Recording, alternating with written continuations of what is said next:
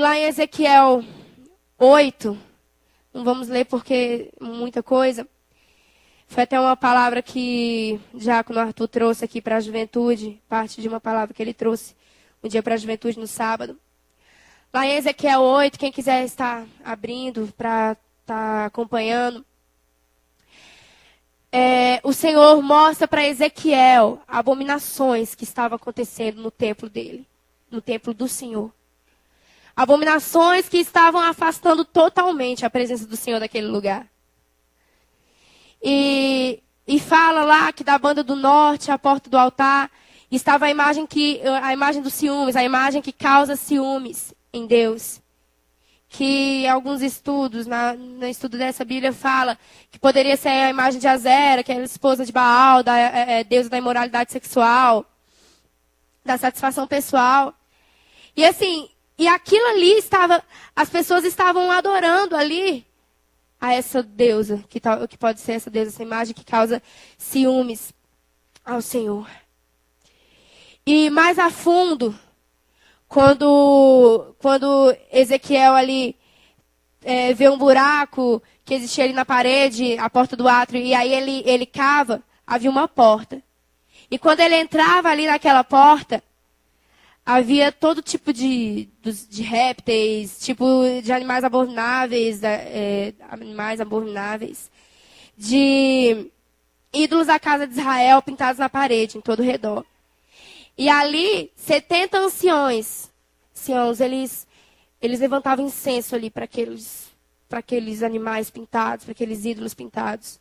Então era ali, como a Mona diz, ali nos bastidores, né? Era ali no fundo. Depois daquela deusa gigante lá, naquele ídolo que estava lá na porta, existia uma coisa mais profunda, que eram ídolos pintados na parede. E ali nas trevas, onde ninguém via, eles estavam ali adorando esses deuses. E aí Deus fala, né, que não tinha acabado por aí. E que à entrada da porta do Senhor havia mulheres chorando por Tamuz, que era um deus babilônico, que os seus adoradores acreditavam que quando vinha o verão e a vegetação secava, era porque Tamuz tinha morrido, né, e várias outras coisas assim. Eles valorizavam ali a criação, tudo, eles, né, nem pensavam no Criador, que é Deus. E eles estavam ali, né, adorando ali aquele Deus. E a quarta abominação que ele fala era onde a entrada no templo, entre o pórtico e o altar, tinha 25 homens ali virados para o sol, adorando. E é muito sério, irmãos. Porque, como foi falado aqui naquele dia da juventude, às vezes a gente vê ali um ídolo no meu coração. É esse aqui. Mas às vezes tem um bem mais escondido ali, como o Ezequiel foi, cavou o buraco, viu um buraco, cavou, viu a porta. Tem um bem mais escondido ali. E são esses ídolos que eu tenho que tirar do meu altar, porque eles atrapalham a minha relação com o Senhor. Amém? Então precisamos buscar, igreja.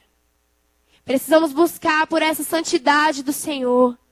Por essa santidade em nossas vidas. Sabe, nos arrepender como fizemos aqui nesse momento, mas como estamos falando, precisamos fazer todas as horas de nossas vidas, todos os momentos.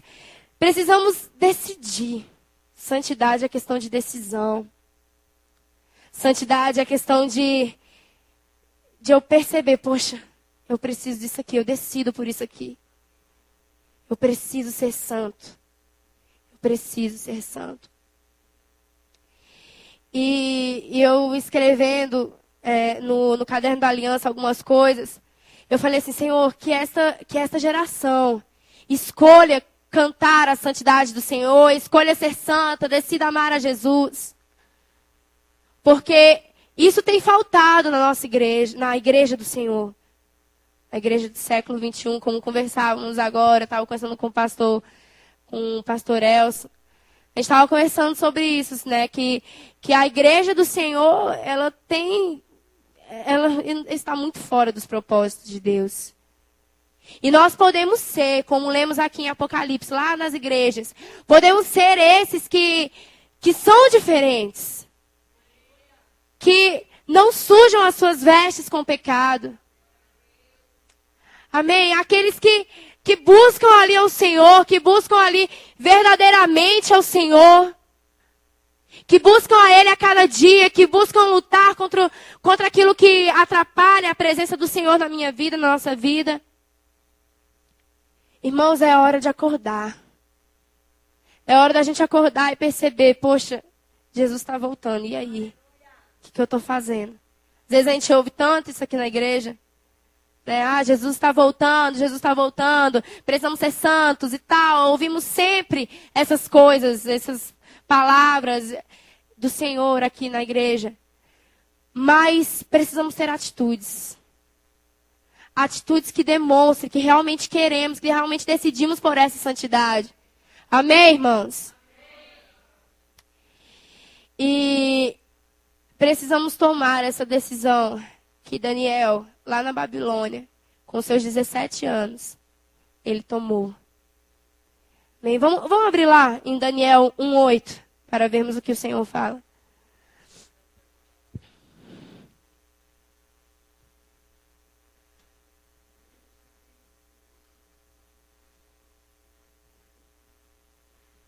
Diz assim, Daniel 1:8.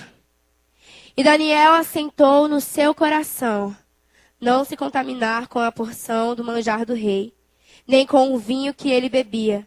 Portanto, pediu aos chefes dos eunucos que lhe concedesse não se contaminar. São esses que o Senhor procura. Os verdadeiros adoradores que o Pai procura. Aquele que como clamamos aqui ao Senhor, que não se associam, que não fazem acordo ou qualquer outra coisa com Satanás, com a Babilônia, porque nós somos o Senhor, amém? Nós temos que ser diferentes. As pessoas precisam ver que nós somos diferentes. Temos que ser esses que não se contaminam com os manjares da Babilônia. Esses, né, que fazem parte dos 7.000 que não dobraram o joelho a Baal. Que em meio a tantas calamidades, que em meio a tanta babilonização da igreja, a tanta profanação do altar, aqueles que se levantam e olham para o alvo e dizem, eu não vou me contaminar, porque eu sou geração do arrebatamento, eu sou do Senhor, amém? Aleluia! Glórias ao Senhor. Aleluia. E uma vez, lá na MCM, lá em janeiro, o pastor José, foi algo tremendo. Um dia que aconteceu lá, a gente começou a ver um vídeo das meninas do Nepal, delas cantando, dançando. E aí o pastor José, ele chegou e falou bem assim, um homem de Deus, que tem entregado toda a sua vida para missões, entregado toda a sua vida para que povos sejam alcançados. Ele disse bem assim, o que teria acontecido? O que já teria acontecido se eu já tivesse morrido mais? E aquilo ficou gravado na minha mente. Toda vez que eu vou orar assim, eu lembro daquilo, eu escrevo. Porque o que já teria acontecido, irmãos, se já tivéssemos morrido mais? O que já teria acontecido? Muito mais. Muito mais. E assim... precisamos entender que o altar, como dizemos aqui, como falamos aqui hoje de manhã, que ele não é um altar ali para eu me apresentar. Que se eu estou aqui, é por um propósito, e esse propósito são vidas. É vidas. Amém? E para que esse propósito seja cumprido, eu preciso morrer. Eu preciso morrer para mim mesmo. E aí vem a pergunta, o que já teria acontecido se eu já tivesse morrido mais? Sabe, se eu estou aqui tocando teclado, cantando, ou intercedendo, ou qualquer outra coisa, povos podem ser alcançados pela minha intercessão. Povos podem ser alcançados pela minha adoração. Como o pastor Jonathan diz, portas de nações são abertas através da adoração. Através ali da minha entrega ao Senhor. Então eu creio que já chegou o tempo, já é hora, já passou do momento, já é o tempo que nós precisamos entender essa verdade. E entender que se eu estou aqui ou em qualquer lugar, meu foco precisa ser vidas. Amém? Porque como Paulo diz, Paulo entendeu, que se era para viver, se tinha algum motivo para viver aqui nessa terra, para não estar lá com o Senhor já no céu, adorando a Ele para sempre, por toda a eternidade, é para Jesus. É viver Cristo. Amém? Como ele disse, não mais vivo eu, mas Cristo vive em mim. Amém? E possamos dizer ali, sabe, como ele diz, combati o bom combate, acabei a carreira, guardei a fé, sabe? Eu cumpri os propósitos do Senhor para minha vida. E os propósitos dele, independente dos meus talentos, independente da onde ele vai me usar, da área que ele vai me usar.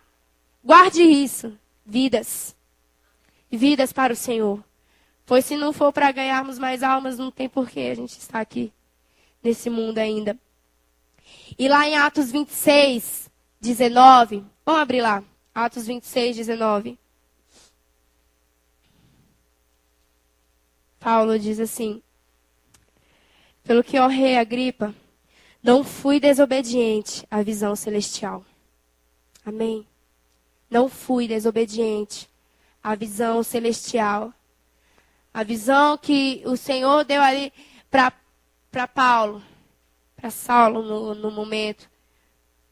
Ele não foi desobediente. Então, é momento de entendermos isso.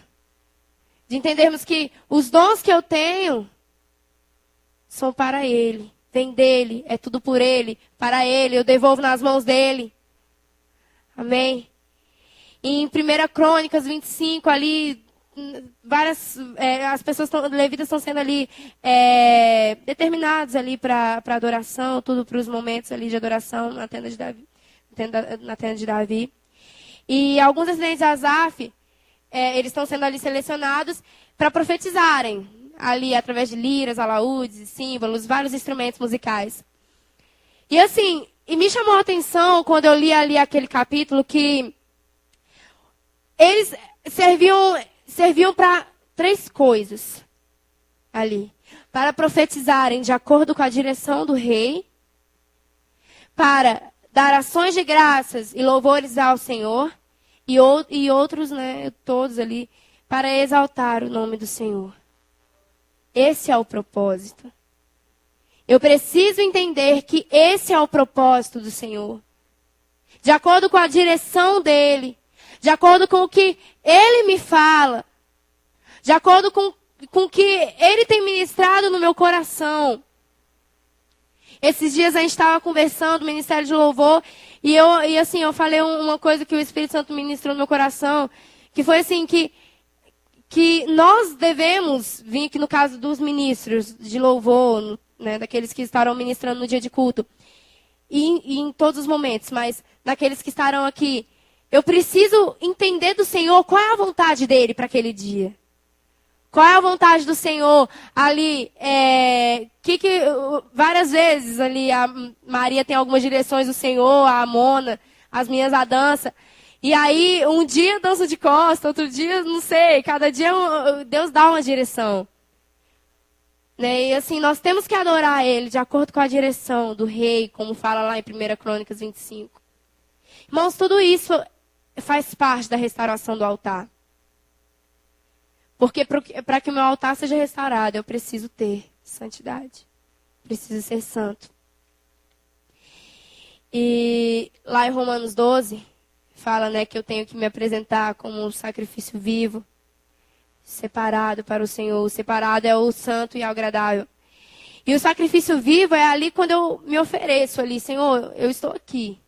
Me ofereço. para morrer ali. Eu ofereço, Senhor, eu estou aqui.